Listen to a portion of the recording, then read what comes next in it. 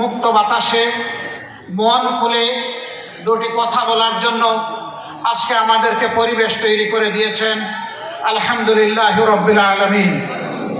টানা 17 বছর 6 মাস এই জাতি বন্দিত্বের নিগড়ে বাধা ছিল।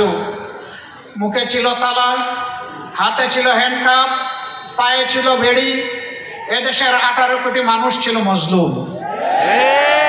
এমনকি রাস্তায় যে ভাইটি কিংবা যে বোনটি ভিক্ষা করতেন তিনিও ছিলেন মজলুম। কারণ ভিক্ষুকদেরকে চাঁদা দিতে হতো ওই সমস্ত গুন্ডাদের কাছে।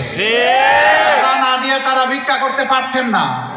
সারাদিন ভিক্ষা করে 2, 5, 10 টাকা জমিয়ে যখন নিজের জন্য পরিবারের জন্য খাবার কিনতে যেতেন তখন 30 টাকার পেঁয়াজ তাদেরকে 300 টাকায় কিনতে হতো। এভাবে প্রত্যেকটি মানুষ ছিল জুলুমের শিকার। কোনো ঘরে কোনো শান্তির সামান্য লেশ মাত্র ছিল না।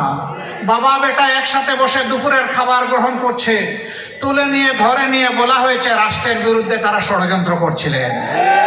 কেউ কারো বিরুদ্ধে সামান্য একটু কথা বলেছে, মনের দুঃখ প্রকাশ করেছে, ডিজিটাল আইনে তাদেরকে ধরে নিয়ে নির্যাতন করা হয়েছে।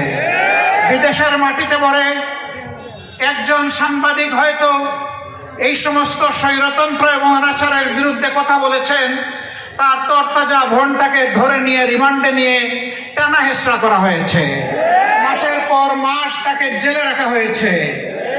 কোনো মানুষ তার মনের কথাটা সামান্য একটু ফেসবুকে প্রকাশ করেছেন, অমনি সাথে সাথে আজরাইল রূপী বিবি তার ঘরে চলে গিয়েছে।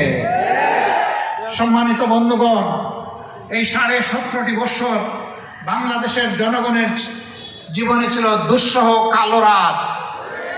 আপনারা বলবেন 17 বছর কিভাবে মিলে? আওয়ামী লীগ তো 15.5 বছর ক্ষমতায় ছিল। আসলে তারা 17.5 বছরই ছিল। তারা 2006 সালের 28 অক্টোবর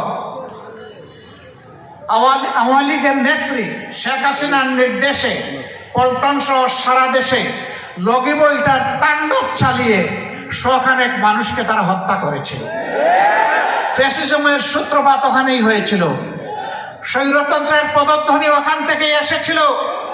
তারপরে আপনারা দেখেছেন 2009 সালের 10 জানুয়ারি ক্ষমতায় আসার পরে তারা রাষ্ট্রের গর্বিত প্রতিষ্ঠান সেনাবাহিনীর কোমরে আঘাত দিয়েছে। পিলখানায় বিডিআর সদর দপ্তরে 54 জন চৌকস দেশপ্রেমিক সামরিক অফিসারকে হত্যা করেছে।